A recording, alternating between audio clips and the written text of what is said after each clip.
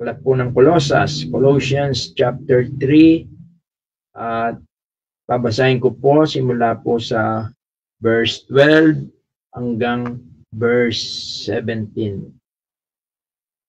Magbihis nga kayo gaya ng mga hinirang ng Diyos na mga banal at minamahal ng isang pusong mahabagin, ng kagandang loob, ng kababaan, ng kaamuan, ng pagpapahinuhod. Magtiisan kayo sa isa't isa at magpatawaran kayo sa isa't isa. Kung ang sino man ay may sumbong laban sa kanino man, na kung paanong pinatawad kayo ng Panginoon, ay gayon din naman ang inyong gawin. At sa ibabaw ng lahat ng mga bagay na ito, ay magbihis kayo ng pag-ibig na siyang tali ng kasakdalan. At maghari sa inyong puso ang kapayapaan ni Kristo, na diay tinawag din naman kayo sa isang katawan at kayo'y maging mapagpasalamat. Manahan nawang sagana sa inyo ang salita ni Kristo. Ayon sa buong karunungan, kayo'y magturuan at magpaalalahanan sa isa't isa sa pamagitan ng mga salmo at ng mga himno at mga awit na ukol sa Espiritu, na magsiawit kayong may biyaya sa inyong puso sa Diyos. Kauli-ulian, at anumang inyong ginagawa sa salita o sa gawa, gawin ninyong lahat sa pangalan ng Panginoong Yesus, na nagpapasalamat kayo sa Diyos sa pamamagitan niya. At tayo ay muli po na manalangin at patuloy po tayo na humingi ng gabay, karunungan na nanggagaling po sa Panginoong Diyos. Let us pray po. Ama, salamat po sa gabing ito. Salamat po, bagamat kami po ay magkakahiwalay, ay pinagbubuklod mo po ang aming mga puso, ang aming mga kaisipan, upang kami po ay makibahagi at panatilihin naming matibay ang pag-aaral sa iyong mga salita. Pagpalain mo po ang oras po na ito. Buksan mo po ang aming mga puso, aming mga kaisipan, upang lubos po naming masilayan ang mga katotohanan mula sa iyong mga salita. At magdulot po ito ng kalakasan sa aming pamumuhay, upang sa kabila po ng mga pagsubok na aming nakakaharap sa buhay na ito, ay makapagpatuloy po kami na lumakad at mamuhay sa iyo pong kalooban. Pagpalain mo po ang aming pag-aaral. Ganon din po ang bawat tahanan at ang bawat madadatnan po ng pag-aaral na ito.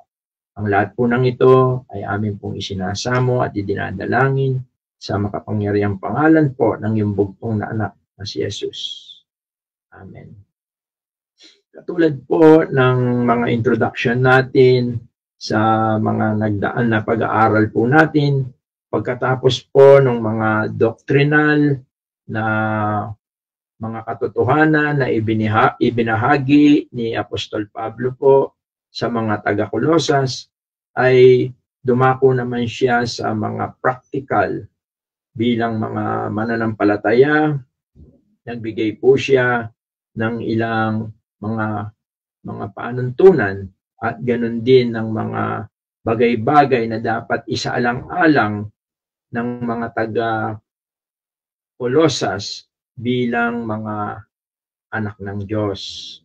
At nung nagdaan po sa chapter 3, yung 1 to 4, nakita natin na yung binigyan diin yung seek the heavenly, kung saan ay ini-encourage ni Pablo ang mga taga-Colosas na ilagak ang kanilang puso, affection, set your affection on things above.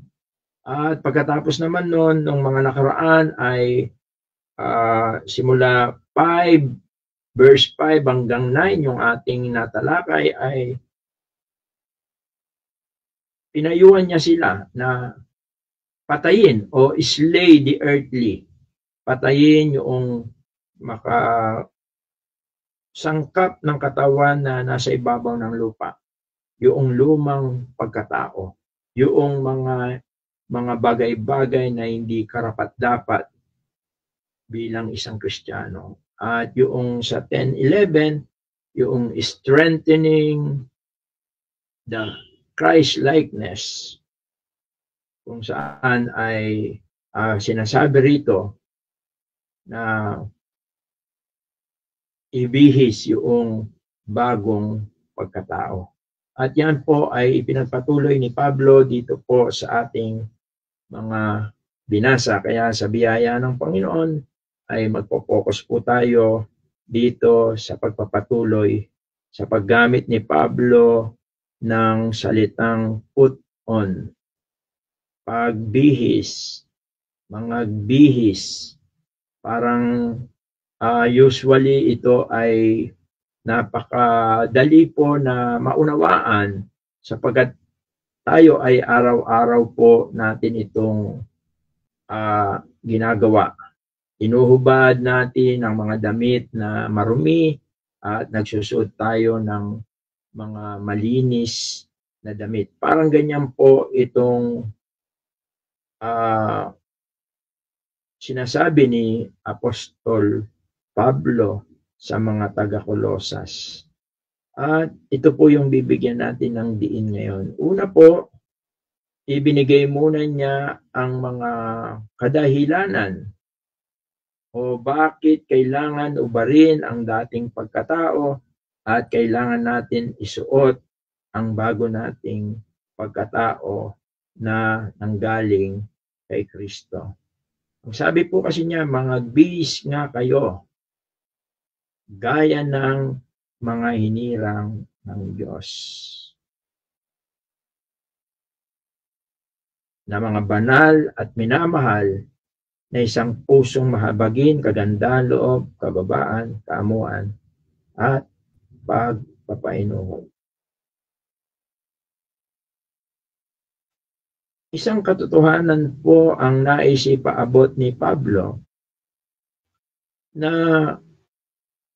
sa mga biyayang nakamit natin sa Diyos dahil kay Kristo, yaan ang pangunahin na reason, kadahilanan para ang mga taga-Kolosas ay mamuhay sa kanilang new life o bagong pagkatao. Yun po yung ibig sabihin ni Pablo na magbihis kayo. Subalit, gusto kong tingnan natin yung salitang hinirang. Una, kaya kailangan po tayo na mamuhay ayon sa Panginoon sapagkat tayo ay hinirang ng Diyos. Ang ibig sabihin, tayo ay pinili ng Diyos.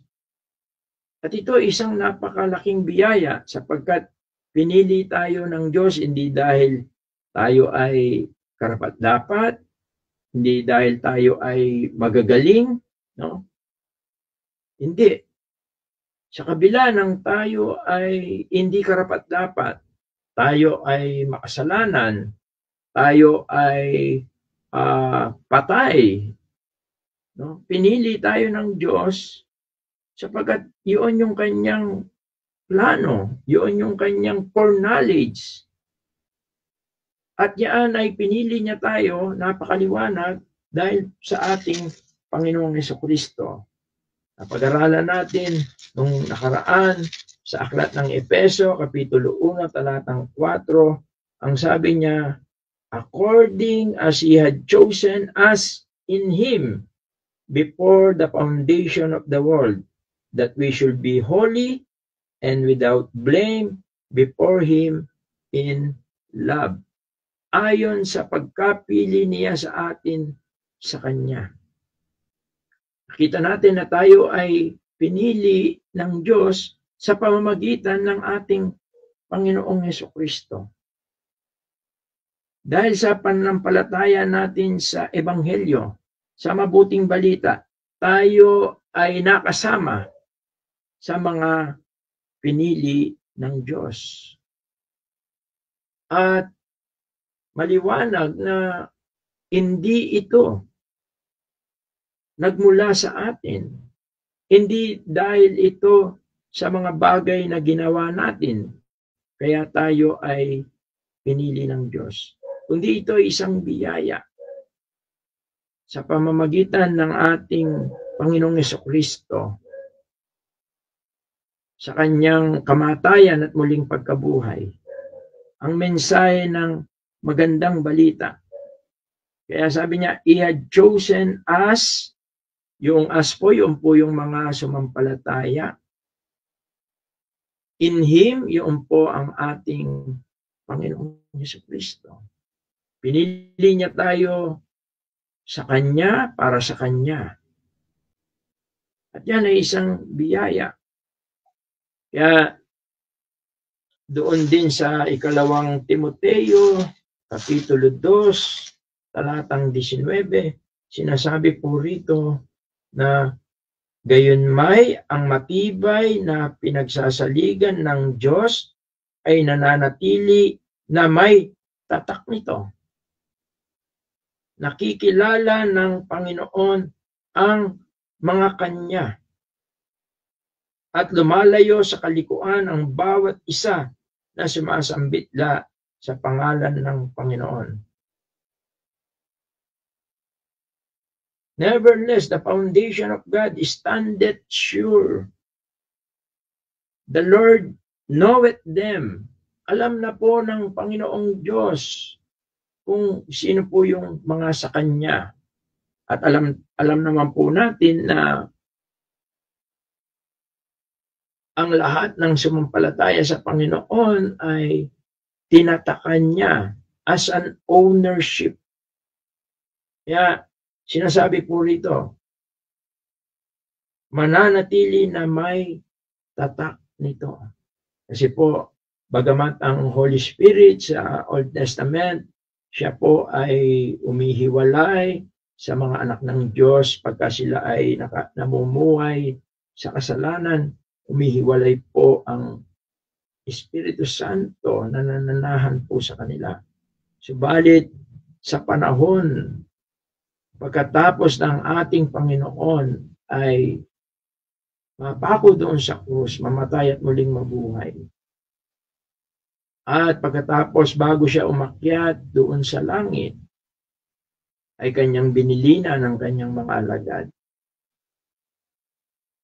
Nang sa ganon ay ipagkaloob sa kanila ang pangako ng Diyos. Ang Espiritu Santo na mananahan sa kanila magpakailanman. Kaya sa panahon po natin, ang Espiritu Santo ay hindi po siya umaalis, bagkus siya ay nananatili sa mga mananampalataya. Pero ang naidudulot ng mga pagkakasala at pamumuhay na hindi ayon sa kalooban ng Diyos ay napipigati ang Santong Espiritu. Mababasa natin sa Efeso 4, talatang 30. Kaya tayo po ay pinili ng Diyos kay Jesus. Kaya ito po yung sinasabi niya. Mga bis nga kayo gaya ng mga hinirang ng Diyos.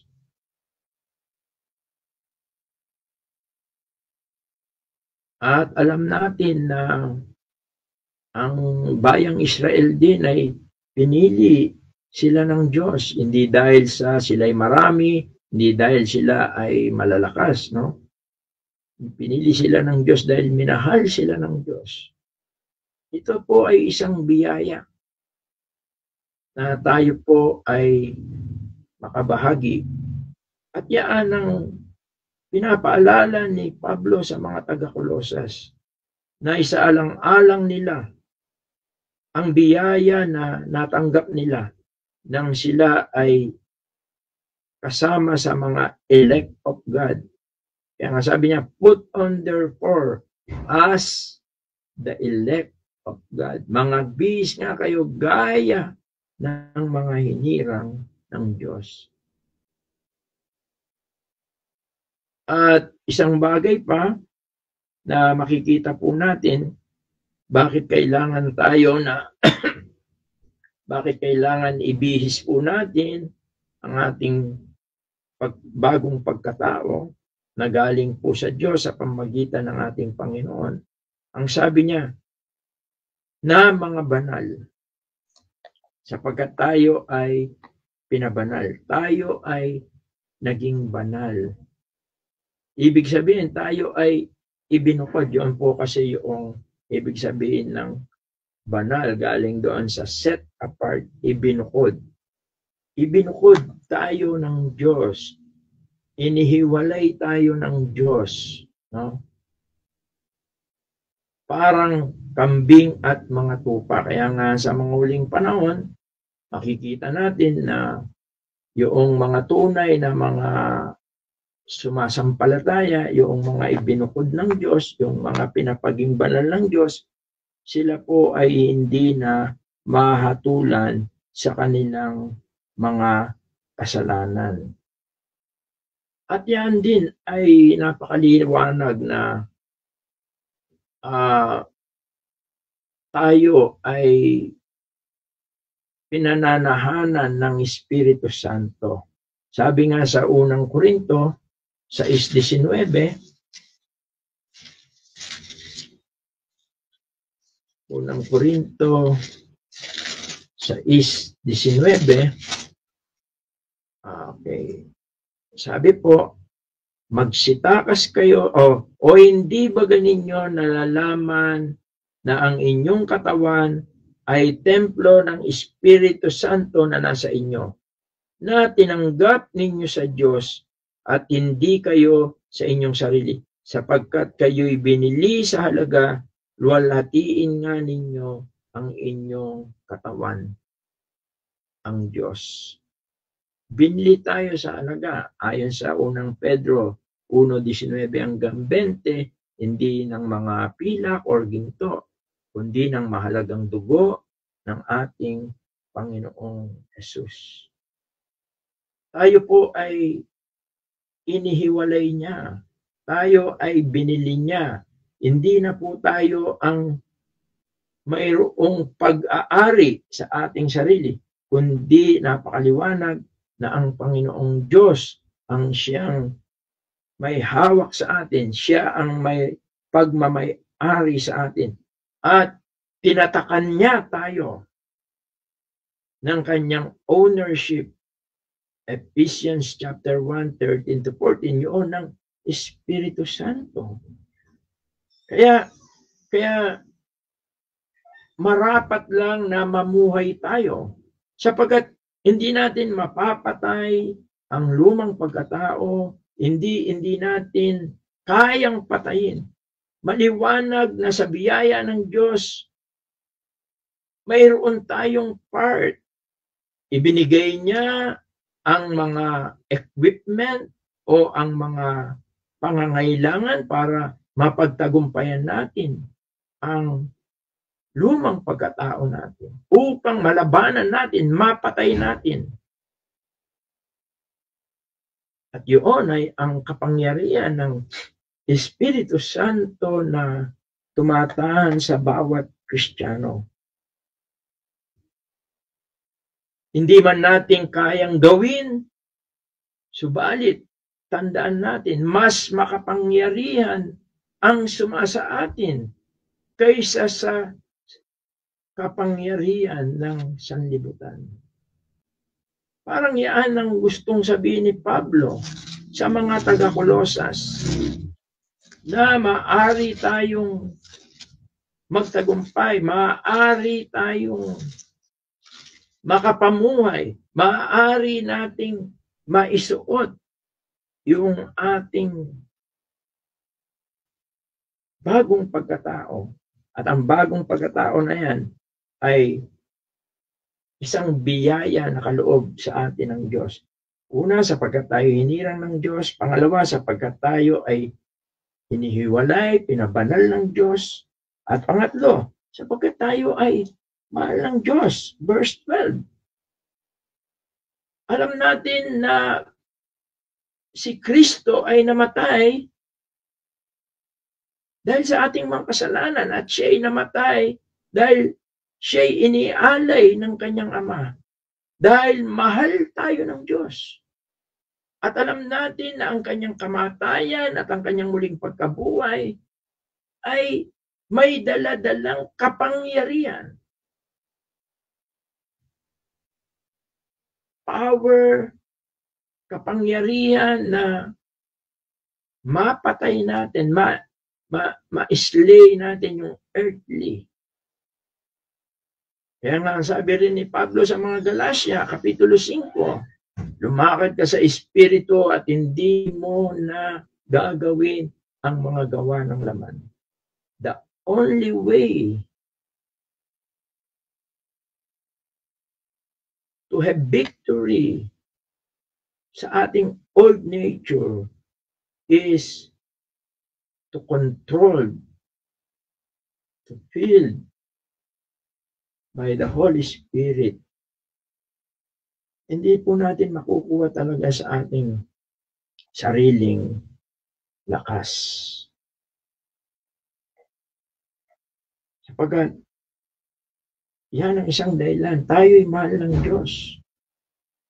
Ayaw niya tayo na maalipin pa ng ating lumang pagkatao.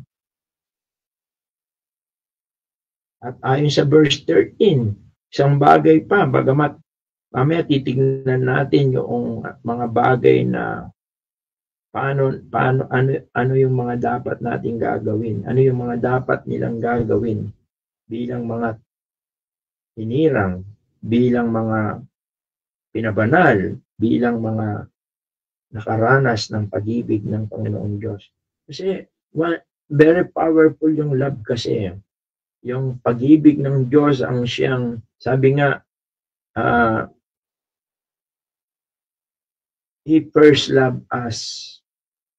We love because He first loved us. Kaya natututo din tayong magmahal dahil minahal tayo ng Diyos. At yun din yung dahilan kung bakit isang dahilan to para tayo ay mamuhay sa ating bagong pagkatao. Tayo magbihis sa ating bagong pagkatao. At dito sa verse 13 ay mayroong pang sinabi rito. Sabi niya, although sabi niya rito, mga tiisang kayo sa isa't isa, mga patawaran kayo sa isa't isa. Kung sino man ay may sunumbong laban sa kanino man, na kung paano pinatawad kayo ng Panginoon. Ito pa po yung isa na napakaganda na reason why we must put our new and divine nature, divine life, no? Ay dahil tayo po ay, sapagkat tayo ay pinatawad kay Kristo. Sabi po rito sa verse 13, no? Pinatawad kayo ng Panginoon. Kaya mayroong dahilan kung bakit po tayo tayo mga Kristiyano ay mga bihis at ubarin ang lumang pagkatao. Una, dahil tayo ay hinirang, tayo ay pinabanal, tayo ay mahal ng Diyos, tayo ay pinatawad ng Diyos. Yang lahat po na yan ay biyaya ng Diyos po sa atin. Ibig sabihin, hindi po natin tinanggap ang mga bagay na yan dahil po sa karapat-dapat po tayo. Hindi po tayo karapat-dapat. Pero dahil sa pag-ibig ng Diyos at sa ating pananampalataya kay Kristo, ay tinanggap natin ang mga bagay na yan. Kaya naman po, ang biyaya na yan na ating natamo ay makita rin naman po sa buhay natin. Kaya yung but grow in grace, ang ibig pong sabihin nun ay to live for Christ. Biyaya po rin yun eh. Biyaya rin po yung tayo ay mamuhay, makapamuhay sa ating bagong pagkatao. Sapagkat yun ay biyaya rin po ng Panginoon.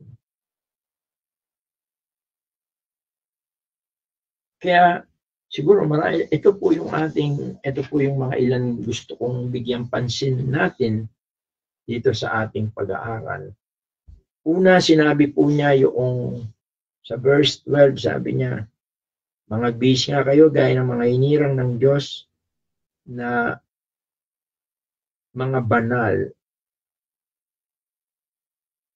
minamahal, ng isang pusong mahabagin. Sa English, ginamit niya yung bowels of mercies.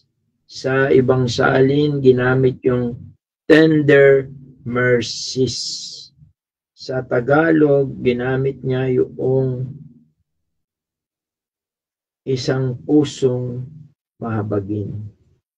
Tinignan ko po yung Hebrew word niya. Ang Hebrew word niya ay rechem or rechem. Yung po yung translated ng tender mercies. At nagmula ito sa ugat na salitang womb. Womb, yung pong sinapupunan ng isang ina. Yun daw po yung pinagmulan ng salita, yung kanyang etymology word, yung ugat, yung pinagmulan ng salitang rechem. Yun yung tender mercies. Na ang ibig sabihin nito ay deep nurturing love of a mother for her child.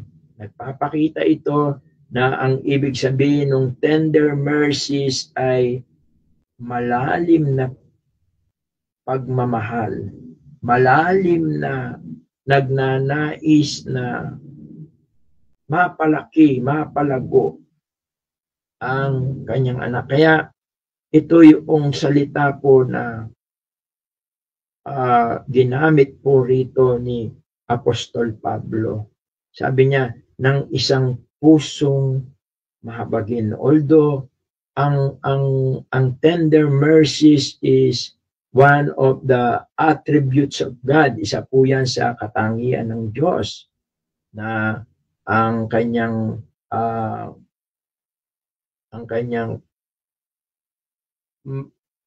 tender mercies ay sumasagana, no? Even sa Old Testament, maraming mga talata sa Old Testament, sa New Testament, isa po yan sa mga katangian ng Diyos at ng ating Panginoong Jesucristo. Tandaan natin na ang attitude na ito o ay malalim na pagmamahal. Yun yung tender mercies, compassion. Ito ay isang, sabihin nating feelings, deeper feelings in heart. No? Kasi kasama yung compassion, yung salitang compassion. At ito ay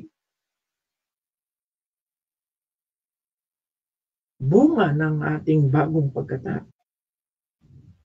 Kung titingnan natin, yan ay katangian ng ating Panginoon. Tandaan natin yung tender mercies, rechem. Yung root word niya is from the word womb. Sinapupunan. Kung saan ay ito'y malalim na, malabis na pagmamahal para sa kanyang anak. At ito ang gusto ni Apostol Pablo na ipamuhay o ibihis ng mga taga-Kolosas. At ganun din naman po tayo. Yung tender mercies. At ano ba yung pangalawa? Sabi niya na isang pusong mahabagin ng kagandang loob. Put on therefore as the elect of God, holy and beloved, bowels of mercy. Pangalawa yung kindness. Yung kindness po. Ang kindness daw po, hindi po ito yung, sabi nga, hindi ibig sabihin nito na not being nice, no? Yung ano ba sa Tagalog, yung being nice. Yung parang, hindi po yun yung pinaka-meaning nito, no? Yung kindness, yung pagiging mabait.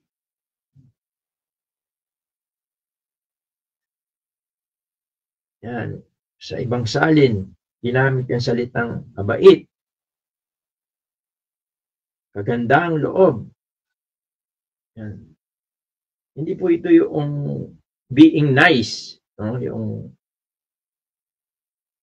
Kundi ito raw po ay isang, sabi nga, actively demonstrating care and concern for others through words and action. Kundi ito raw ay isang pagpapakita, demonstrating, pagpapakita. Ito ay actively, ito ay nakikita, ginagawa, consistently, yung care and concern for others through words and action. Minsan po kasi baka, sabi nga, do not love in words, but in action. At ang maganda rito, itong kindness na ito ay bunga ng pananaan ng Espiritu Santo sa atin. Ito yung ating bagong pagkatao na galing sa Panginoon. Actually, tayo ay naligtas dahil sa kagandang loob o kindness of God. Sabi sa Ephesians chapter 2, balikan lang po natin yung mga dating pinag-aralan natin. Verse 7, ang sabi niya, that in the ages to come, He might show the exceedingly riches of His grace in His kindness toward us through Christ Jesus. Upang sa mga panahong darating ay maiyayag niya ang dakilang kayamanan ng kanyang biyaya sa kagandang loob sa atin kay Kristo Jesus.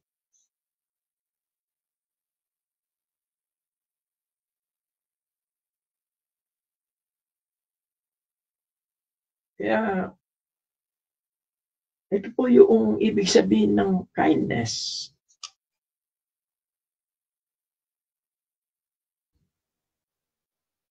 At pangatlo, yung balikan natin yung Colossus, no?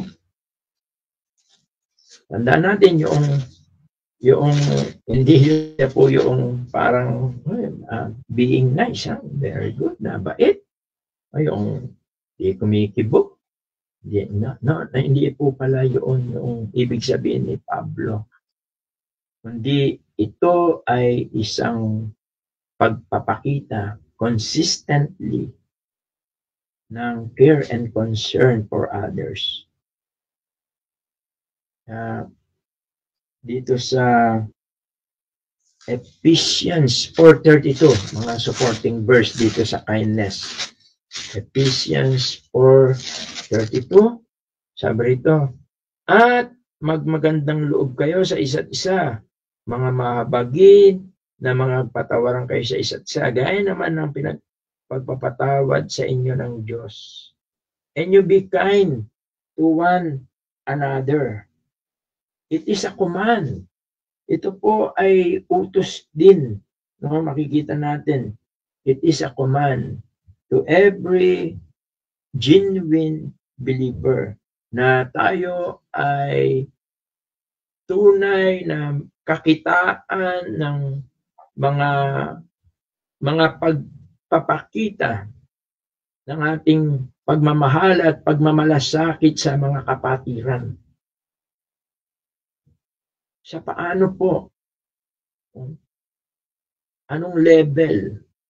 Sometimes it is practical, yung pagtulong siguro ng mga bagay-bagay na material, financial, pero mas higit po doon yung ating concern and care sa kanilang spiritual life. Sapagkat alam natin na kung sila ay lalago sa pananampalataya at ang kanilang ugnayan sa Panginoon ay lalago, yung mga bagay na kailangan nila ay ang Panginoon na ang siyang pupuno sa mga bagay na yon. Kaya mas malalim po kung tayo ay magiging, yung kindness natin is more on spiritual. Pero hindi ko po sinasabi na hindi po natin po isasantabi yung sa mga pagtulong o kung ano pa man po. Ang importante, mas bigyan natin ng higit na pansin yung mga bagay na spiritual. Pangatlo po, balikan natin yung Colossus. Kita natin, una, yung tender mercies, kindness, at pangatlo, dito sa Colossians chapter 3, verse 12, sabi niya, put on therefore as the elect of God, holy and beloved, bowels of mercy, kindness, humbleness of mind. Humbleness of mind. Ito po ang sa Tagalog, ginamit niya yung kababaan. Ng kababaan. Dito sa English, humbleness of mind. Alam niyo po, yung ibig sabihin ng humbleness of mind, ito po ay tumutukoy sa pagkakinikilala natin, ina-acknowledge natin yung ating sarili na wala tayong magagawa at nagdidepende tayo sa Diyos, sa kanyang kapangyarihan, sa kanyang kabutihan.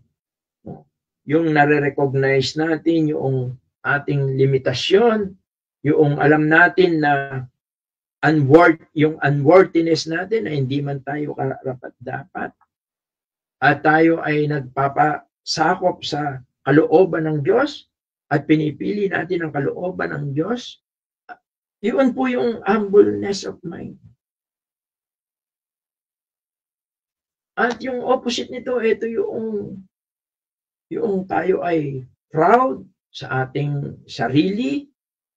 Ibig sabihin ay parang pinapalagay natin na mas matalino tayo kaysa sa iba. Yun po yung kabaliktaran. Yung tayo ay rebellious sa kalooban ng Diyos. Sapagkat ang humbleness of mind, ito ay yung nakahanda na magpasakop sa kalooban ng Diyos. Yun yung isang katotohanan na ibig sabihin nitong humbleness of mind.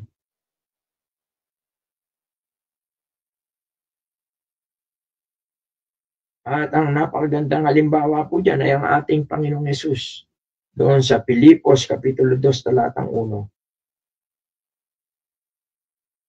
At sa Roma 12, talatang chapter 12, verse 3, ipinapakita rito na ang pagkakaroon ng humbleness of mind, ang sabi niya, at huwag kayong, sapagkat sinasabi ko sa pamamagitan ng biyaya na sa akin ay ibinigay sa bawat tao sa inyo na huwag mag-isip sa kanyang sarili ng totoong matayog kaysa nararapat niyang isipin.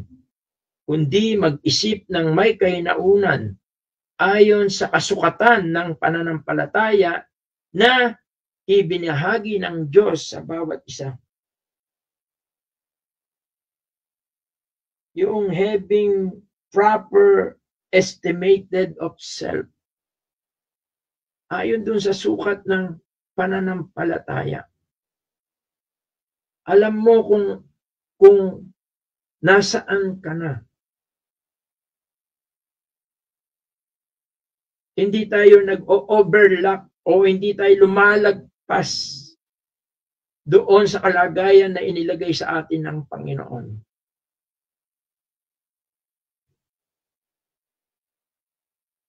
Ang ibig sabihin nito, you must need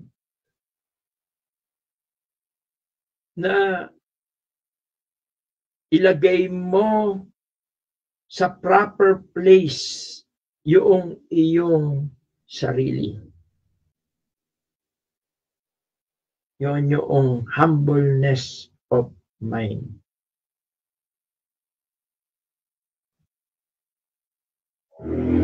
At dito rin sa verse 12, yung meekness. Sabi nga, meekness is not weakness. Ibig sabihin, everything under control. Yun po yung meekness. Controlled strength. Yung kaya mong kontrolin yung kapangyarihan, yung kakayahan na meron tayo. O tinatawag na calm temper. Submissive to God without complaint. Ready to suffer instead of others. At ito ay bunga ng Espiritu Santo.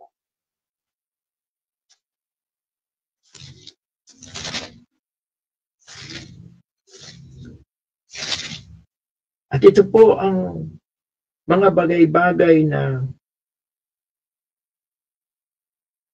para po itong kumbaga sa pananamit, ito ay isang napakaganda na sabihin natin na isang bagay na makikita sa atin.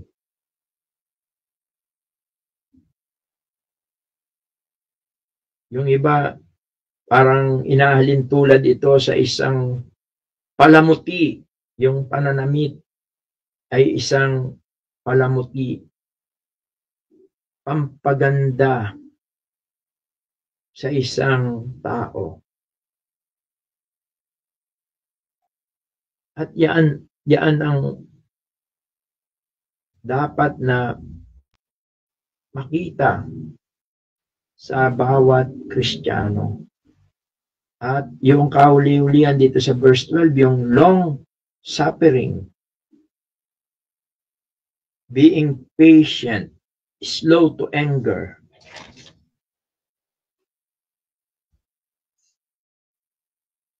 Minsan kasi okay din yung magagalit. Normal po yung magalit. Sabi nga doon sa Epeso, huwag lang hayaan lumubog ang araw. Kasi minsan mayroong mga bagay na kailangan na nakakagalit talaga, lalo na kung ito ay mag-i-epekto na hindi maganda, lalo na sa church o sa mga mananampalataya.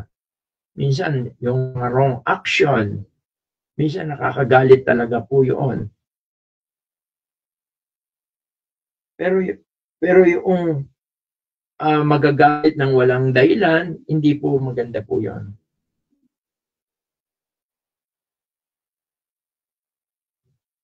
Kasi kung hindi naman tayo magagalit doon sa bagay na mali, it is a sign na wala kang concern, wala kang pakialam. Hindi po yun ang ibig sabihin nitong ating pinag-aaralan. Bagkus, yun nga yung long suffering, long temper.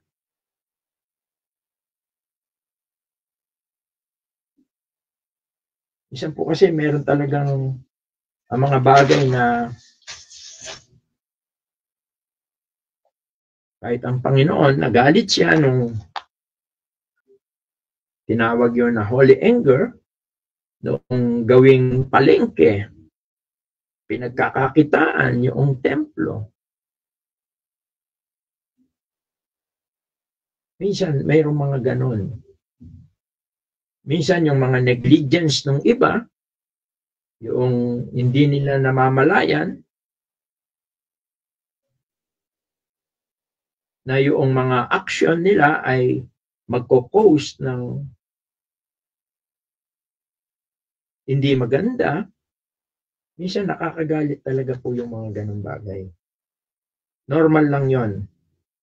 Ang pangit kung hindi tayo magre-react at hindi tayo, it means wala tayong pakialam. Kaya yun po. At dito po sa verse 13, meron pa pong marami pa po ito. Really, yung forbearance, yung dito sa verse 13, sabi niya, forbearing one another.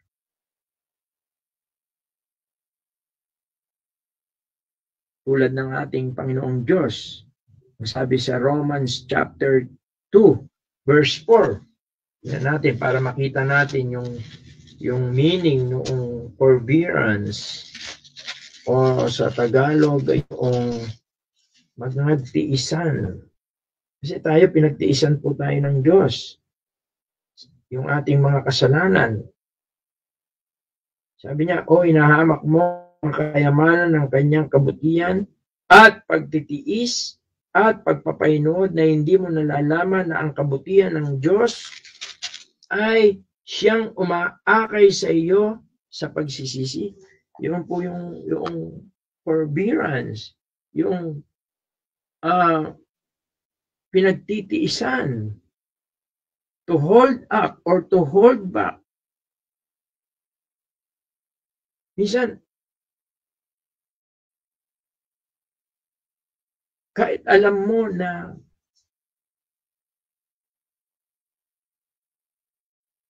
hindi na karapat-dapat, pero pinagtitiisan mo. You give chances. Yun yung forbearance. Mga tiisan kayo sa isa't isa. Forbearing one another.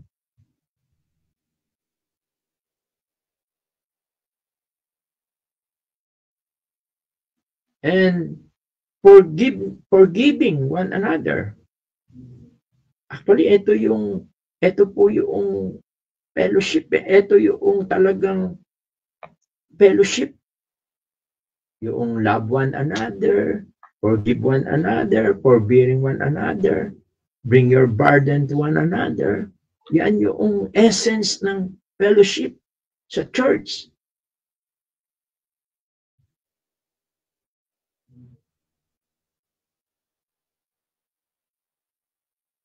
At ang ganitong attitude ay nagdadala para manatili.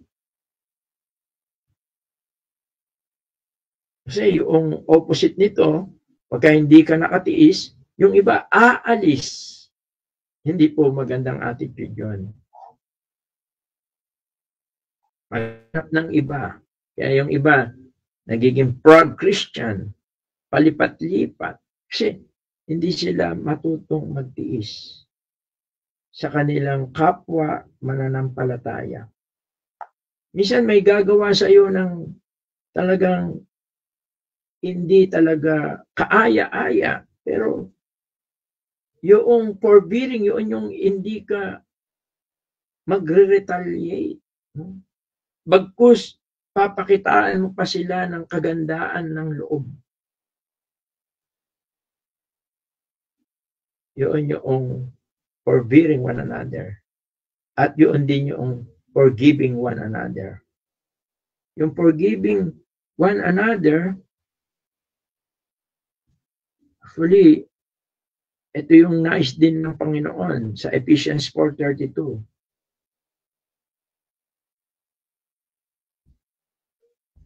Napakaganda na doon sa Matthew 18:15-35 ay pupuntahan mo yung nakasakit o yung tao o kapatid at sasabihan mo siya, tutulungan mo siya na mapagkilala niya yung kanyang kamalian. Yun yung forgiveness. Yung forgiving one another.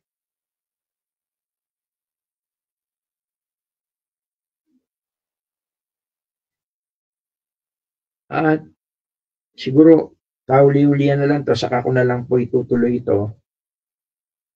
Yung dito rin sa verse 14, sabi niya, o dito sa verse 13, forgiving one another, if any man have quarrel against any, even as Christ forgave you, so also do ye. Tulad ng pagpapatawad ng Panginoon sa atin. Actually, kung hindi tayo marunong magpatawad, ay hindi rin tayo patatawarin ng Panginoon. Parang yung pagmamahal din niya. Kailangan ng pagmamahal natin ay tulad ng pagmamahal ng ating Panginoon, yung tinatawag na sacrificial love. At ito ang pinakamahalaga. Yung tinawag itong most important virtues of every believer. Yung sinasabi rito sa verse 14, ang sabi niya, and above all these things, put on charity, which is the bond of perfectness. At sa ibabaw ng lahat ng mga bagay na ito, ay magbihis kayo ng ibig na siyang tali ng kasakdalan. Ang pag-ibig na ito ang siyang bunga ng pangunahing bunga ng Espiritu Santo. The more you controlled by the Holy Spirit, the more na makikita ang pagmamahal na ito. Actually, kung titingnan natin, parang naka-sum up o parang ito yung nagdadala, kaya ginamit niya yung tali. O dito sa English, sabi niya, and above all these things, put on charity, which is the bond of perfectness. Ito yung pinagmumulan ng lahat ng mga character o pag-uugali o yung bagong pagkatao natin.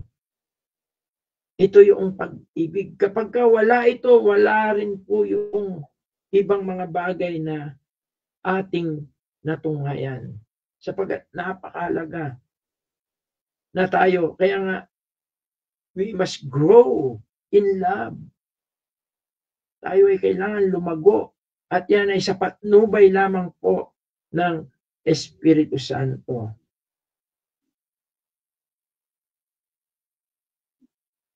At alam natin na yung sinabing fruit, ito ay magmamanifest.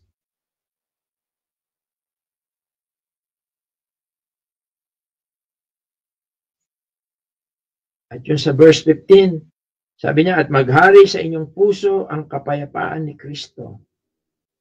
Yung peace of Christ. Kasi pagka wala yung kapayapaan,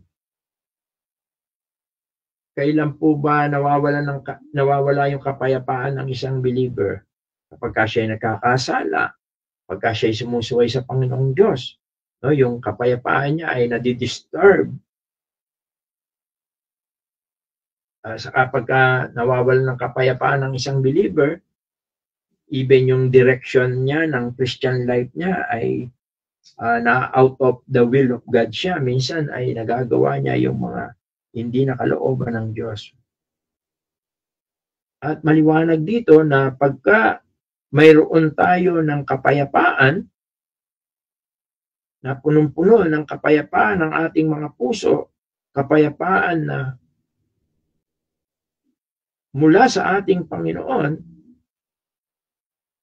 ay nagkakaroon tayo ng unity. Nagkakaroon tayo ng pakikitungo na maayos sa iba. At natututo tayong maging mapagpasalamat.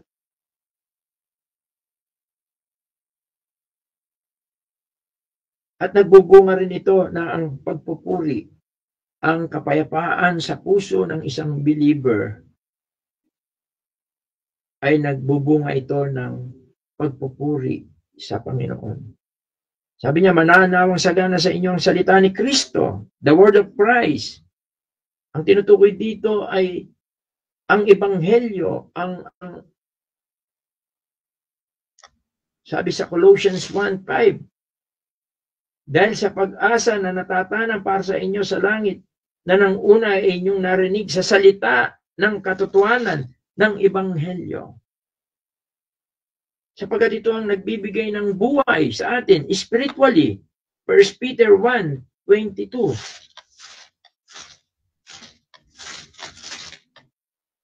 Sabi sa 1 Peter 1:22, yamang nilinis ninyo ang mga kaluluwa sa inyong pagtalima sa katotohanan, sa pag-ibig na hindi pa kunwari sa mga kapatid, ay mga gibigan kayo ng buong ningas ng inyong puso sa isa't isa. Verse 23, yamang ipinanganak kayong muli, hindi sa bining nasisira, kundi sa walang kasiraan sa pamagitan ng salita ng Diyos na nabubuhay at namamalagi. Chapter 2, verse 3, kung inyong napagkilala na ang Panginoon ay mapagbiyaya.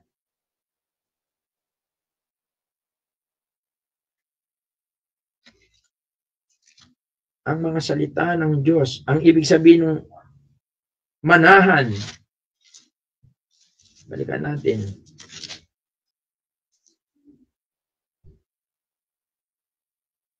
Manahan nawa, let the word of Christ dwell. Ibig sabihin nito, feel at home. Ang ibig sabihin nito ay punong-puno ka ng mga salita ng Diyos. Sabi nga sa mga awit, para kang isang puno na nakatanim sa siping ng batisan. Ikaw ay lumalago, ikaw ay nagbubunga.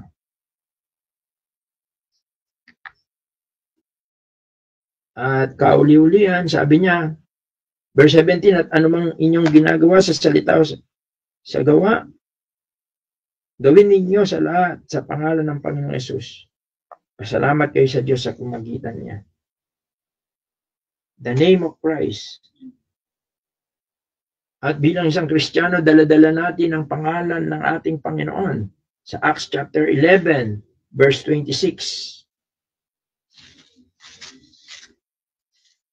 Kung saan ay ayon dito sa Acts chapter 11, verse 26. At nang siya ay kanyang masumpungan ay kanyang dinala siya sa Antioquia at nangyari na sa buong isang taon.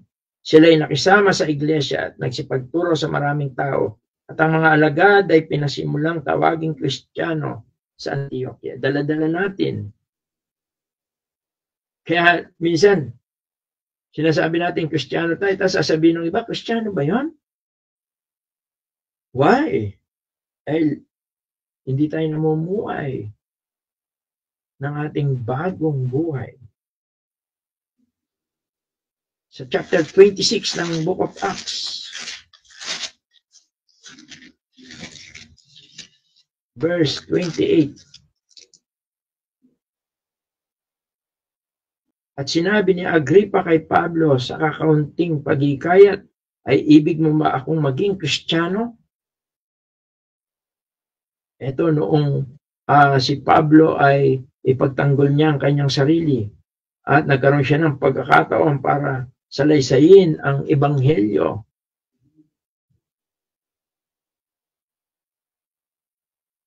At ang tinutukoy niya ay ang mga believer. At alam natin na makapangyarihan ang pangalan ng ating Panginoon. John chapter 14, verse 13 to 14. Chapter 16, 23 to 26.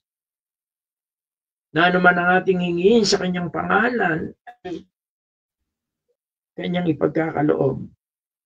At kung minsan sa pangalan din ng ating Panginoon ay nagbabata tayo ng mga pag-uusig. John 15, 20, 21. Kaya mga kapatid, nawa itong ating pinag-aaralan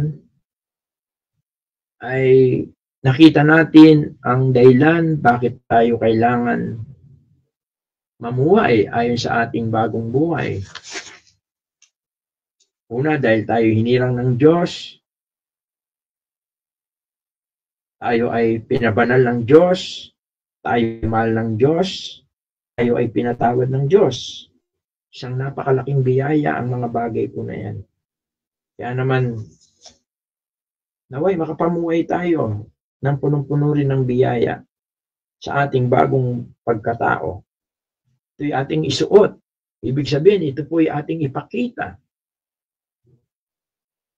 sa tulong at biyaya ng kapangyarihan ng Espiritu Santo. Kaya kailangan tayong lumago. Kailangan tayong magpasakop, filled with the Holy Spirit. Sapagkat kung titignan natin, hindi natin magagawa po ito sa ating sarili. Yung tender mercy, kindness, humbleness of mind, meekness, long-suffering, forbearance, forgiving, forgiveness, love, peace of Christ, the word of Christ, the name of Christ. Kaya nawa po ay pag nilay-nilayan po natin ang mga bagay na ito. Kumusta po? Nagpalit ka na ba ng damit? Inubad mo na ba ang luma mong damit? Sa ganon ay makita ka ng mga tao na nasa magandang ayos, kapuri-puring ayos, at hindi lang ng tao, kundi makita ka ng Diyos. Malulugod ang Diyos kung makikita niya na suot-suot mo ang bagong damit na ibinigay niya sa iyo. Tayo manalangin. Ama, salamat po sa gabing ito. Salamat po. Salamat sa bagong buhay na pinagkaloob mo po sa amin. Hindi mo lamang po kami iniligtas sa parusa ng aming mga kasalanan, kundi kami po ay binigyan mo ng kapangyarihan upang kami makapamuhay ayon sa aming pagkatawag, pagkahirang. Salamat po sa kadakilaan ng iyong pagpapatawad at pagmamahal po sa amin. Naway ito po ang magtulak sa amin upang masumpungan namin ang bagong damit na ipinaloob mo po sa amin. At ito po ay aming isuot.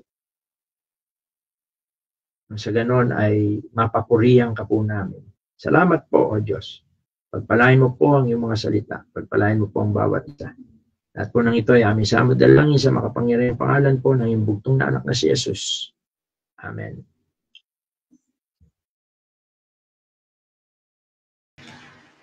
Sige po mga kapatid, ngayon po ay nasa dako po tayo ng ating question and answer. Kung may mga katanungan po tayo, mga clarification po, batay po sa ating po napag-aralan ay maaari na po natin po na itanong po ito. I-open lang po natin ang ating pong mic at sabihin po ang ating pong mga katanungan.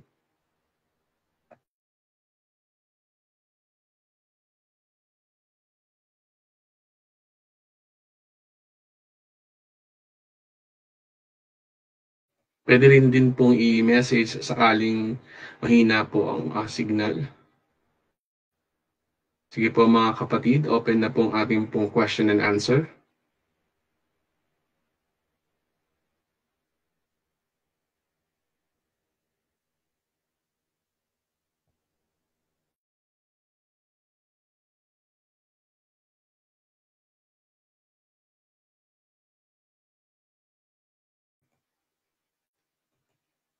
Last call po mga kapatid.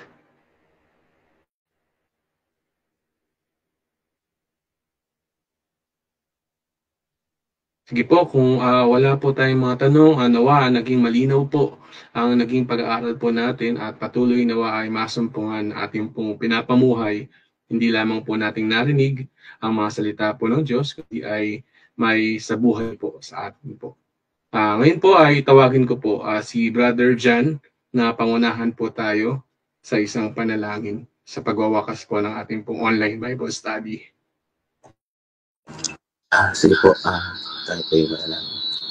Maraming Diyos na dakila, banal at makapangyarihan sa lahat. Nagpapasalamat po kami sa muli pong pagkakataon na pinagkaloob po ninyo sa gabi po na ito para po sa amin pong online pag-aaral po ng pong mga salita. Salamat po sa pagpapatuloy po namin sa series po na amin pong pinag-aaralan.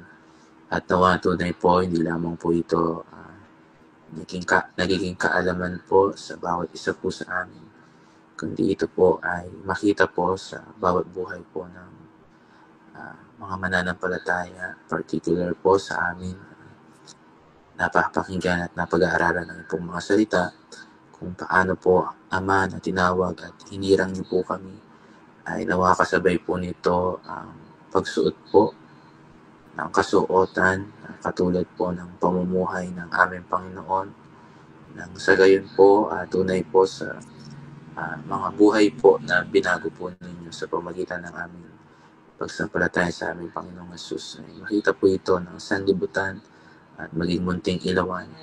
Nang sa gayon po, marami pa pong maniwala po sa aming pong Panginoong Hesus sa pamagitan po ng pagbabahagi po namin ng buting balita ng kaligtasan. Salamat po sa lahat na dumalo at patuloy po ang banal na Espiritu ang tumulong po sa lahat pa po ng makakapakinig sa online sa pagka-upload po ng video po na ito at pag-aaral. At salamat din po sa inyo pong anak na ginamit na naghanda po at naghayag ng inyo pong mga salita. Ay po ang magpala po sa bawat isa po sa amin at sa mga kapatid din po na hindi po namin kapiling po sa online sa gabi po na ito. At nabayan niyo po at ingatan po ang lahat po. Maging sa natitirang oras po sa gabi po na ito, Ama, kayo po ang inaasahan din po namin na mag-iingat po sa bawat isa po sa amin. At muli po, ang lahat po ng ito ay amin pong pinapasalamatan at patuloy na rin nadalangin at hinihiling sa tanging ngalan lamang po ng pong bugtong na anak na si Kristo Jesus. Amen. Good evening po. Thank you po at God bless po. Good evening and God bless po sa ating lahat. Good evening po. God bless sa ating lahat. Good evening po. Good evening po. Good evening po. God bless po. Bye-bye po.